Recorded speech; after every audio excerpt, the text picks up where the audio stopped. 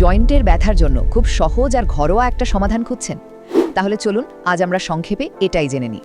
বিশ্বাস করবেন, এর সমাধান কিন্তু আপনার রান্নাঘরেই আছে। হ্যাঁ, আমি আদার কথাই বলছি। এখন ভাবছেন, সাধারণ আদা আবার কিভাবে কাজ করে, তাই না? এর আসল ম্যাজিকটা হলো এর মধ্যে থাকা জিঞ্জেরল নামে একটা শক্তিশালী যৌগ। তো প্রথমত, এই জিঞ্জেরল জিনিসটা ঠিক কি করে? সহজ করে বললে, এটা আপনার জয়েন্টের ফুলাভাব আর ব্যথা দুটোই কমিয়ে দেয়। মানে একদম একটা ন্যাচারাল পেইন কিলারের মতো কাজ করে। শুধু তাই নয়, এটা জয়েন্টের পিচ্ছিলতা বাড়াতেও সাহায্য করে আর আপনার হাড়কেও ভেতর থেকে মজবুত করে তোলে। দ্বিতীয়ত, এটা ব্যবহার করার নিয়মটা কি? খুবই সোজা।